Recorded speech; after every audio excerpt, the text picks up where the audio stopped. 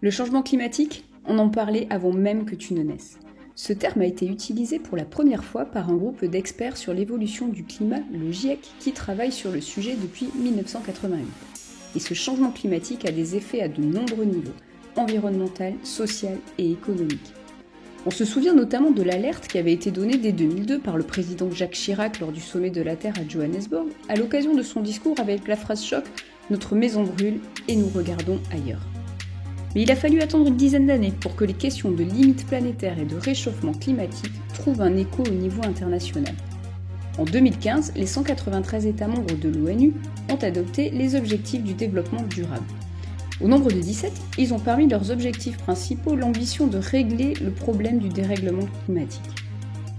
Quelques années plus tard, à la fin de l'année 2019, la présidente de la Commission européenne fraîchement élue, Ursula von der Leyen, a présenté le Pacte vert pour l'Europe, dont tu as peut-être entendu parler dans sa version anglaise Green Deal, qui est un ensemble d'initiatives politiques proposées par la Commission pour atteindre un objectif phare, rendre l'Europe climatiquement neutre en 2050. Une telle décision fait écho à l'intérêt écologique qu'ont montré les citoyens européens lors des dernières élections du Parlement et notamment les jeunes en 2019. Pour la présidente de la Commission, il s'agit d'un tournant historique, en quelque sorte l'équivalent pour l'Europe des premiers pas de l'homme sur la Lune, puisque l'Europe est le premier continent à amorcer une telle révolution. Bien souvent critiqué par les citoyens pour son inaction ou son manque d'ambition, le Pacte vert place l'Europe à l'avant-garde de la lutte contre le changement climatique. Avec l'objectif d'une neutralité carbone atteinte dans 30 ans et un premier objectif intermédiaire de réduire de 55% les émissions de gaz à effet de serre par rapport au niveau de 1990 d'ici à 2030, l'Union européenne se donne les moyens de créer une dynamique mondiale susceptible d'inciter les autres pays à rejoindre l'effort de préservation de la planète. Deux mesures phares illustrent cette ambition. L'interdiction de la vente des voitures thermiques en 2035 et la refonte du marché carbone. Il sera notamment élargi à de nouvelles activités, comme le transport maritime et aérien, jusque-là épargné. Ce que le Pacte vert offrira.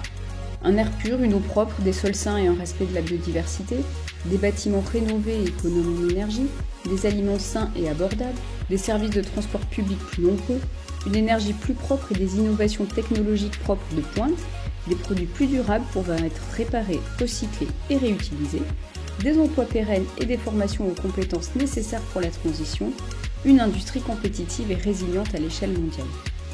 La Commission européenne a présenté la mise en œuvre pratique du Green Deal le 14 juillet 2021 et les changements se verront au cours des prochains mois et des prochaines années dans de nombreux domaines puisque ce sujet doit être pensé et traité globalement pour que les objectifs soient atteints. Il va sans dire que cela aura un impact direct sur notre quotidien. Nous devrons repenser la manière de nous déplacer en prenant plus de temps pour nos trajets en transport en commun ou en voiture par exemple. Il est prévu que des infrastructures de recharge des véhicules alternatifs aux énergies fossiles soient déployées avec une distance maximale de 60 km entre deux points publics de recharge d'ici fin 2025. De nombreux logements seront rénovés et des passoires thermiques ne pourront plus être loués. À ce jour, il arrive quand même que certains locataires paient des factures d'énergie supérieures à leur loyer. Si des changements majeurs auront lieu sur le continent européen, il va sans dire que le Pacte vert impliquera aussi des changements majeurs dans la politique étrangère et les relations diplomatiques de l'Europe, notamment sur la fourniture des combustibles fossiles, puisque la consommation européenne sera fortement amenée à chuter. Certains pays pourraient être gagnants, comme la Chine par exemple, puisqu'elle domine le marché des minéraux dits de terres rares, essentiels pour les éoliennes et les moteurs de véhicules électriques entre autres. Cela pourrait aussi concerner des pays à fort potentiel d'énergie solaire et éolienne comme l'Algérie et le Maroc, puisque l'Union européenne restera un importateur net d'énergie. Le lancement du Green Deal est une belle chose pour l'Union européenne, qui semble avoir compris l'urgence d'agir dans le domaine de l'environnement et qui pourrait être le continent leader pour mener une réelle révolution verte en se donnant les moyens de ses ambitions. Espérons que la prise de conscience sera bel et bien collective pour agir concrètement et surtout rapidement.